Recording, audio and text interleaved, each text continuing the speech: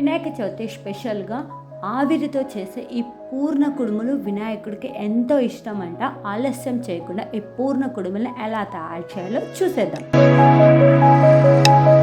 ముందుగా ఇలా sweet corn కానీ కంకి కానీ తీసుకొని దానిపైన ఉన్న ఈ ఆకులు మొత్తం తీసుకోవాలి. కంకికి పైన ఉంటాయి కదా ఆకులన్నీ తీసుకోవాలి. ఇలా ఆకులన్నీ తీసి పక్కన పెట్టుకోవాలి. పడేయకూడదు ఆకుల్ని. ఇలా నేను ఒక 4 కంకిల్ని ఆకులన్నీ తీసి పక్కన పెట్టుకున్నాను. ఒక బౌల్లో 1 కప్పు శనగ బ్యాలు తీసుకొని పై భాగం వరకు నీళ్లు పోసి శనగ బ్యాలు మెత్తగా ఉడికించుకోవాలి.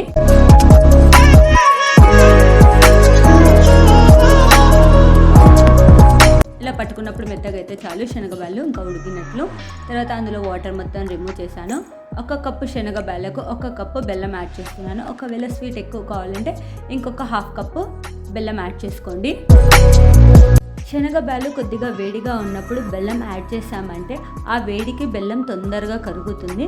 కొద్దిగా చల్లారనివ్వాలి, మరీ హీట్గా గ్రైండ్ చేయకూడదు. చల్లారే లోపల 10 యాలుక్కాయల్ని మెత్తగా దంచుకొని పొడి యాడ్ చేసుకుంటున్నాను టేస్టీ కోసం. ఇది కొద్దిగా చల్లారిన తర్వాత మిక్సీ జార్లో వేసి మెత్తగా గ్రైండ్ చేసుకోవాలి. ఈ పూర్ణంని అలా పూర్ణం చేసుకొని పక్కన పెట్టుకుంటున్నాను. తర్వాత ఇంకొక పెద్ద బౌల్ తీసుకొని ఇందులో 5 కప్స్ దాకా వాటర్ యాడ్ చేసుకోవాలి. ఇలా నీళ్లు పోసుకున్న బౌల్లోకి ముందుగా మనం ఒలిచి పెట్టుకునే ఈ ఆకులు ఉన్నాయి కదా, కంకి ఆకులు, ఇవి ఎండిపోయినా పర్లేదు, వాటిని తీసుకోవచ్చు. ఒకవేళ మనకు కంకి ఆకులు లేకపోతే మనం ఇస్తరాకు ఆకులైనా అరేంజ్ చేసుకోవచ్చు.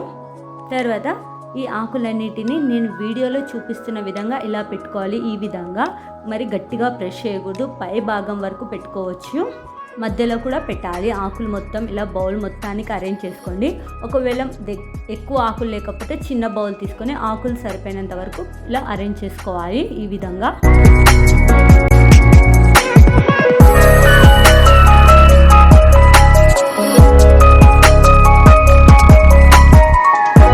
వాటర్ పై భాగం వరకు వీడియోలో నేను చూపిస్తున్నాను కదా, ఈ విధంగా పెట్టుకోవాలంట. ఇది నాకు కూడా తెలియదు, ఇది మా అమ్మమ్మ రెసిపీ. కంకి ఆకులు చాలా దండిగా తీసుకోవాలి. వీడియోలో చూపించిన విధంగా ఈ విధంగా అరేంజ్ చేసుకోవాలి చూడండి బౌల్ మొత్తానికి. తర్వాత ఇంకొక బౌల్లో 1 కప్పు సొద్దపిండి కానీ బియ్యం పిండి కానీ తీసుకోవచ్చు. ఇందులోకి రుచికి సరిపడినంత ఉప్పు, కొద్దిగా వాటర్ యాడ్ చేసుకుంటూ పిండి మొత్తాన్ని కలుపుకోవాలి.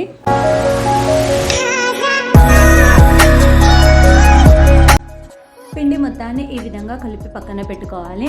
కలిపిన తర్వాత మనకు ఏ సైజు కావాలో ఆ సైజు చిన్న చిన్నగా ఇలా ముద్దలు చేసుకుంటున్నాను. మనం పెద్దగా కావాలంటే కూడా తీసుకోవచ్చు. ఇలా చిన్న చిన్న ముద్దలు చేసుకొని పక్కన పెట్టుకోవాలి.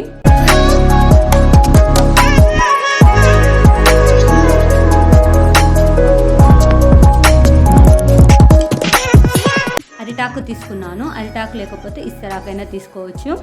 ఇలా అరిటాకుని చిన్న చిన్న పీసెస్గా కట్ చేసుకోవాలంట. మొత్తం నేను ఒక 10-12 వరకు చేసుకున్నాను ఇలా అరిటాకుని. ఇస్తరాకు అంటే మళ్ళీ పేపర్ కాదు, ఆకు ఉంటాయి కదా అవి తీసుకోవాలి ఇస్తరాకులు. ముందుగా కలిపి పెట్టుకున్న ఈ సొద్దపిండిని చిన్న ముద్ద తీసుకొని ఇలా ప్రెస్ చేసుకోవాలి. రౌండ్గా చేసుకుంటున్నాను. మనకి ఏ షేప్ కావాలంటే ఆ షేప్ చేసుకోవచ్చు.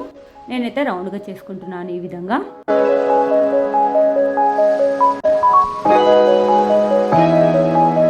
ఈ విధంగా చేసుకున్న తర్వాత ముందుగా గ్రైండ్ చేసి పెట్టుకున్న పూర్ణం ఉంది కదా, ఈ పూర్ణంని కొద్దిగా తీసుకుంటూ ఇలా ముద్దలు చేసుకోవాలి. మనం ఏ షేప్ కావాలంటే ఆ షేప్ చేసుకోవచ్చు. నేనైతే ఇలా రౌండ్గా ముద్దలు చేసుకుంటున్నాను. ఇలా పూర్ణం మొత్తాన్ని ముద్దలు చేసుకొని పక్కన పెట్టుకోవాలి. మనం చేసి పెట్టుకున్న పూర్ణ ముద్దలు, అరిటాకులు అన్నీ తీసి ఇలా పక్కన పెట్టుకుంటున్నాను. తర్వాత ముందుగా చేసి పెట్టుకున్న ఈ సొద్ద ఉంది కదా, ఇలా ఈ విధంగా చేసుకున్న దాని మధ్యలో పూర్ణంని పెట్టి ఇలా ప్రెస్ చేసి చుట్టూ పూర్ణం బయటికి రాకుండా ఇలా ఈ విధంగా ప్రెస్ చేసుకోవాలి. మా అమ్మ వాళ్ళైతే ఫాస్ట్గా చేస్తున్నారు, నాకు రాలేదు కాబట్టి నేనైతే ఇలా అరిటాకు మీద మధ్యలో పూర్ణం పెట్టి ఎటు పోకుండా ఇలా ఈ విధంగా కవర్ చేస్తున్నాను చూడండి. అది ఊడిపోకుండా ఇలా లైట్గా ప్రెస్ చేసుకోవాలి. గట్టిగా ప్రెస్ చేస్తామంటే ఇరిగిపోతుంది. ఇలా లైట్గా ప్రెస్ చేసుకొని ఇలా పూర్ణం కుడుములన్నిటినీ తయారు చేసుకున్నాను ఈ విధంగా.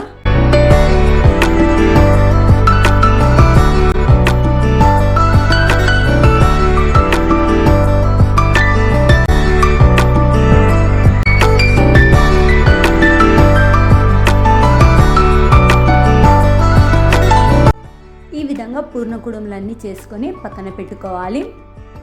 తర్వాత ముందుగా మనం ఒక బౌల్లో నీళ్లు పోసి ఆకు పెట్టాం కదా, ఈ ఆకుని ఈ బౌల్ని హీట్ చేసుకోవాలి. ఆవిరిపోకుండా మూత పెట్టుకొని హై ఫ్లేమ్లో హీట్ చేసుకోవాలి. ఆవిరి ఈ విధంగా వచ్చే వరకు హీట్ చేసుకోవాలి. చూడండి, ఈ విధంగా ఆవిరి వచ్చిన తర్వాత మనం ముందుగా చేసి పెట్టుకున్న ఈ పూర్ణ కుడుములు ఉన్నాయి కదా, ఈ పూర్ణ కుడుముల్ని ఆకుల మధ్యలో ఈ విధంగా పెట్టాలి. ఒక్క అరిటాకులో 4-5 కుడుములు మాత్రం పెట్టకండి, ఎందుకంటే ఆవిరికి ఒక్కొక్క కుడుము అనేది అతుక్కుపోతాయి. ఈ విధంగా ఒక్కొక్క ఆకులో పెట్టండి, చాలా బాగుంటాయి. మనం చేసిన పూర్ణ కుడుములన్నిటిని ఇలా బౌల్లో యాడ్ చేస్తున్నా. ఒకవేళ పూర్ణ కుడుములు మనం ఇంకా తయారు చేస్తూ ఉంటే మధ్యలో హీట్ చేసేటప్పుడు కూడా మధ్యలో యాడ్ చేయొచ్చు. ఇలా ఆవిరిపోకుండా ఇలా మూత పెట్టుకొని హై ఫ్లేమ్లో హీట్ చేసుకోవాలి. లో ఫ్లేమ్లో చేసామంటే ఎక్కువ టైం పడుతుంది. ఇవి ఆవిరికి ఉడకడం వల్ల ఈ కుడుములు కొద్దిగా కలర్ చేంజ్ అవుతాయి. ఇలా కలర్ వచ్చిన తర్వాత మనకు పూర్ణ కుడుములు అనేవి తయారైపోతాయి. మధ్యలో కూడా కావాలంటే మనం యాడ్ చేసుకోవచ్చు మధ్య మధ్యలో. ఇలా కుడుములు కలర్ వచ్చిన తర్వాత మన కుడుములు అనేవి తయారైపోయాయి.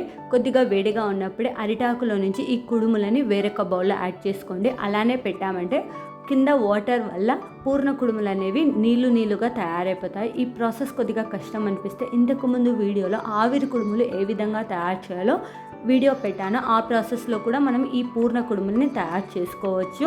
ఈ పూర్ణ కుడుములు మనకు 2 రోజులకు మించి ఎక్కువ ఉండవు. ఒకవేళ ఫ్రిడ్జ్లో స్టోర్ చేసుకుంటే 3 days ఉంటాయి. మనం ఎప్పుడు తిన పూర్ణ కుడుములకి ఈ పూర్ణ కుడుములు చాలా రుచిగా ఉన్నాయి. ఒకటి తినే చోట 3 పూర్ణ కుడుములు తింటారు. చాలా టేస్టీగా ఉన్నాయి. ఈ వీడియో మీకు కూడా నచ్చినట్లయితే మీరు కూడా తప్పకుండా ట్రై చేయండి. Thank you for watching my channel.